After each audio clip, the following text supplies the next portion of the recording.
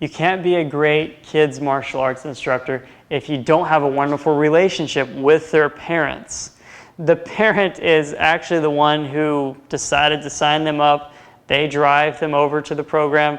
They're paying for the classes. They're making sacrifices. So we can get really involved with the student, get to know them, teach great classes, maybe say hi and bye to the parent, and that's just not good enough. We want to be educators. We're teachers.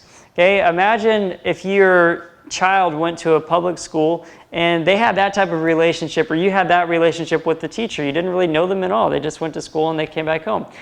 If we can get connected and make sure we're on the same page about the goals we have for their child, that's incredibly important. That starts at the beginning, right? In the orientation or the beginning lesson, getting to know them. Why are they signing up? And then we want to continue that as we grow our relationship with our parents. So before and after every class, clearly greeting, saying how's it going, how's your weekend, getting to know them a little bit better is important. But from time to time, we also need to check in on their martial arts progress. And by that, I mean actually talking to them about how their child's doing in an objective way. We don't have to always just say, oh, he did so good today, it was a perfect class, it was great. We do want there to be positive feedback, but we also want to give some truthful feedback. Hey, you know, he's just having a lot of trouble turning his foot here. He really need, if you put his hands on a chair, he could practice this kick a lot better at home. Could you help him out with that?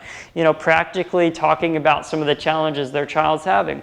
And what happens is you really become a transparent, open door, and you're able to help out in other ways. I have parents who clearly think that I'm here to help with bullying issues, with being disrespectful at home, disrespecting one of the parents or grandparents or one of their siblings, and I appreciate the fact that they want me to be involved at that level. Now, this is where you've got to be careful, though. You might not be qualified to give certain advice. I mean, if they have a medical condition or a learning challenge, disability, something like this, you can do your best and give them personal experience and wisdom, but clearly say, hey, you know, I'm not actually a doctor, I'm not a psychologist or this or that. You might need to get some other help, but this is what I would recommend too. And that will be so meaningful because, you know, I have kids of my own, and it's just like anything else. Your kids tend to look up to other people. They have special role models. They have a different type of relationship with their parents. They don't always like to hear things from their parents, but as soon as their favorite teacher tells them something, they think it's so cool, so important. And we have that opportunity to get to be that special teacher, that awesome person who can get them excited about doing push-ups every day, get them excited about doing their homework, about reading books, whatever it may be. So take that opportunity and enjoy it and have that interaction going on. Also, interact with your parents. Make sure they're there to watch class.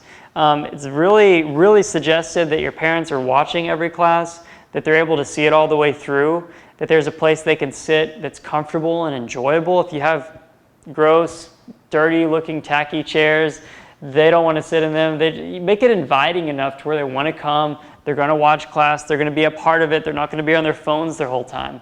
They're not just going to be totally disengaged, right? So get them to clap different parts of the class. Have them interact a little bit. Have a couple of parents come and help out on the game or the drill. Something where they're on their toes. They're actually listening. They also are learning all the things you're teaching their kids. And if they're learning too, they're going to be more likely to practice. You're reminding them, hey, also parents, when you go home tonight or tomorrow, this is a great way to practice this technique. And you're keeping them very engaged into the program. Okay, so the parent relationship is incredibly important, and we want to honor that and respect the potential we have as instructors.